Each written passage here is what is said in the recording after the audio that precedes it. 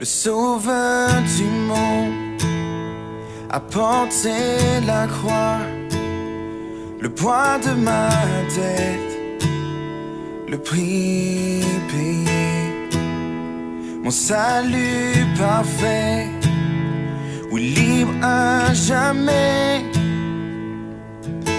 Le calvaire a tout couvert. Le calvaire a tout couvert. Tous mes péchés, ma honte effacée. Oh, gloire à celui qui a sauvé mon âme. Le calvaire a tout couvert. Rien sur la terre, ni même le tombeau, ne peuvent de ta grâce nous séparer. Il est sauveur fidèle, son sang ne faillit pas. Le calvaire a tout couvert. Le calvaire a tout couvert. Tous mes péchés, ma honte effacée. Oh, gloire à celui qui a sauvé mon âme. Le calvaire a tout couvert.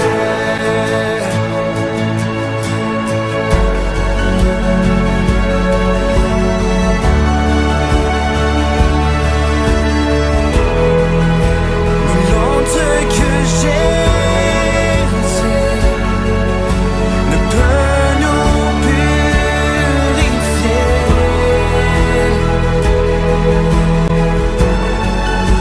Nous voici libérés. Le calvaire a tout couvert.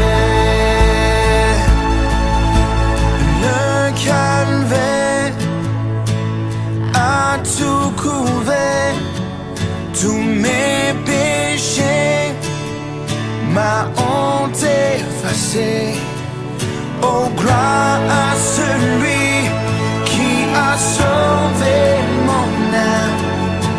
Le calvaire a tout couvert.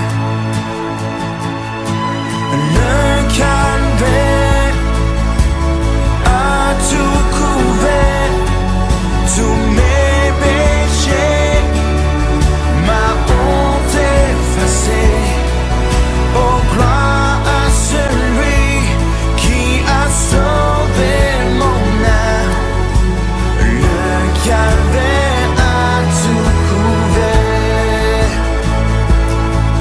Oh, gloire à celui qui a sauvé mon âme. Le calvaire a tout couvert.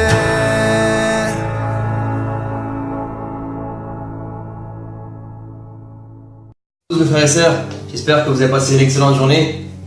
Alors, la réflexion du jour est dans l'évangile de Marc au chapitre 16, du verset 15 au verset 16.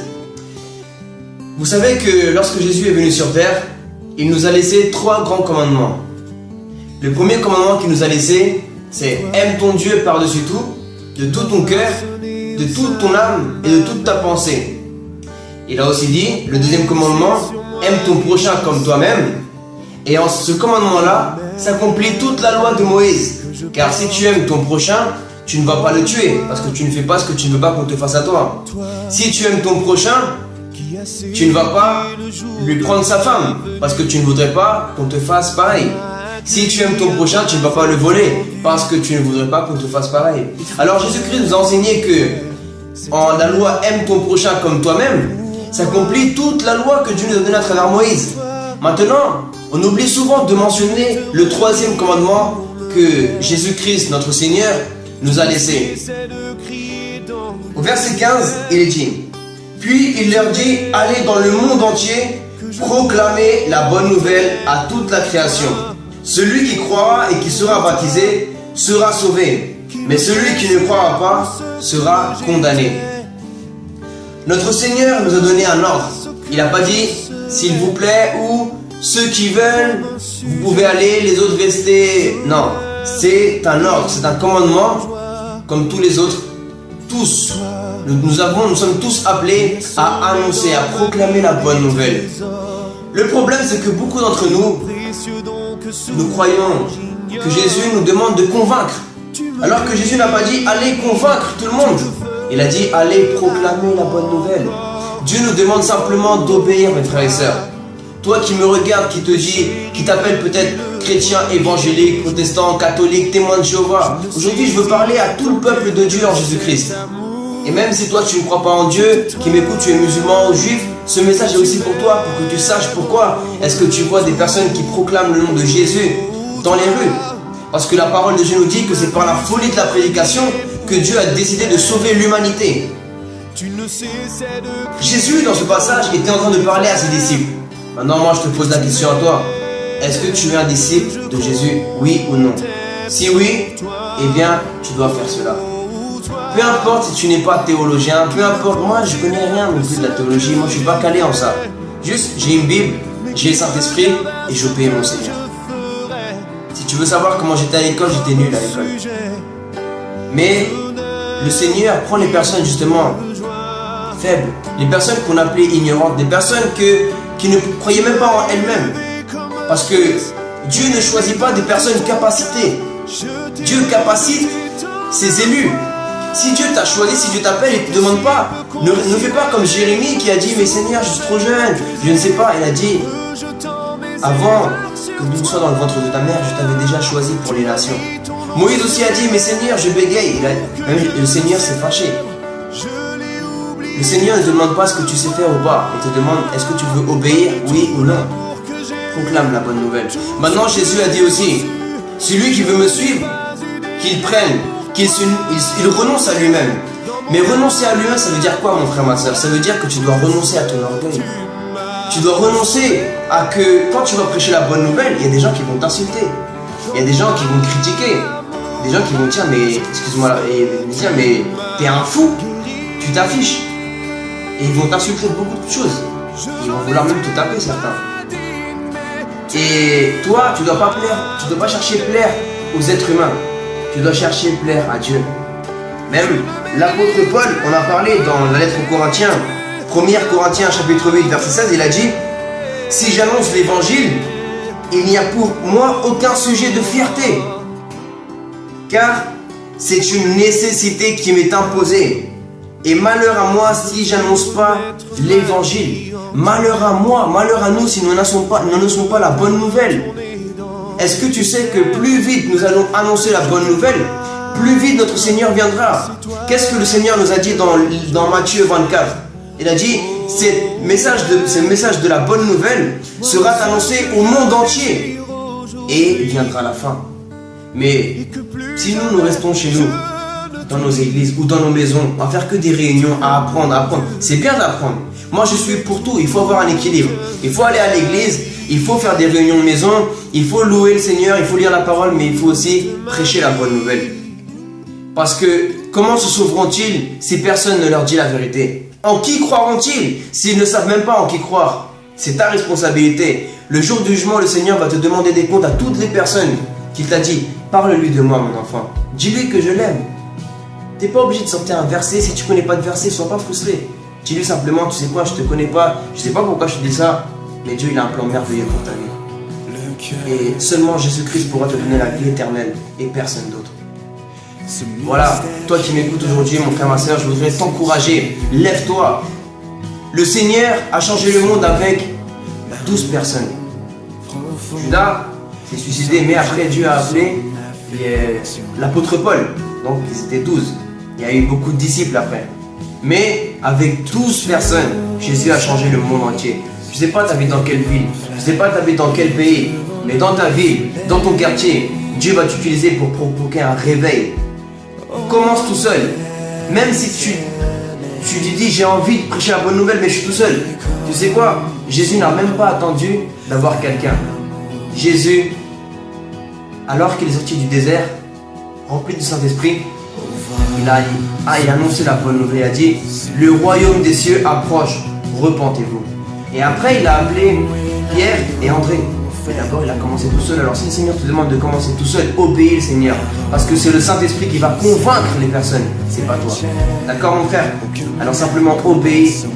Au troisième, la grande commission, obéis le Seigneur. Parce que là, nous sommes dans les derniers temps. Il faut proclamer la vérité. Il faut dire à tout le monde que Jésus est notre Seigneur et le seul qui peut donner la vie éternelle.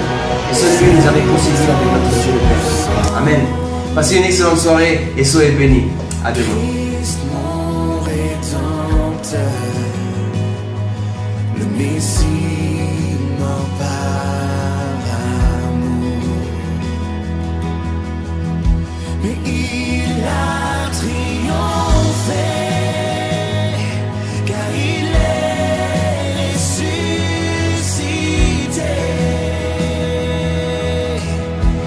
Mon âme chante, mon âme chante, ton amour si grand, ton amour si grand. Mon âme chante, mon âme chante, ton amour si grand, ton amour si grand. Mon âme chante.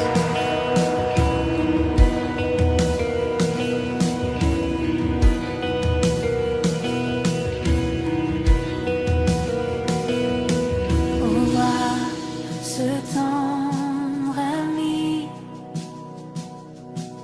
l'esprit qui attise en son sein feu,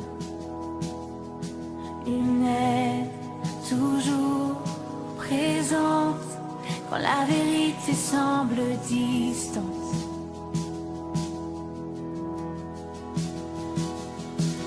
Éclaire mon sentier, garde mon cœur jusqu'à la fin de mes jours. Oh, Esprit de Dieu, fais en moi ta volonté.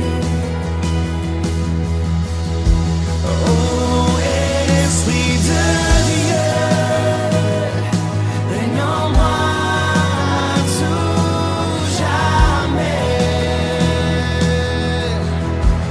Mon âme chante, mon âme chante, ton amour si grand,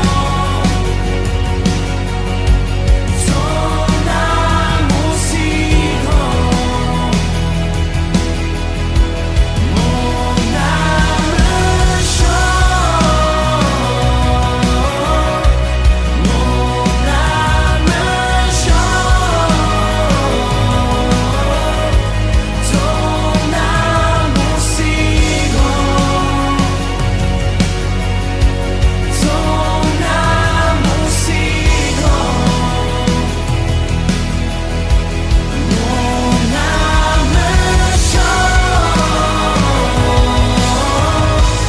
mon âme chante, ton amour si grand, ton amour si grand. Mon âme chante, mon Dieu, lui qui était et qui sera. Ouvrons la voie jusqu'à la fin de son œuvre sur terre. Oh, vois, il vient sur les nuées. Levons nos voix, il fait de nos louanges son trône. Et nous serons toujours auprès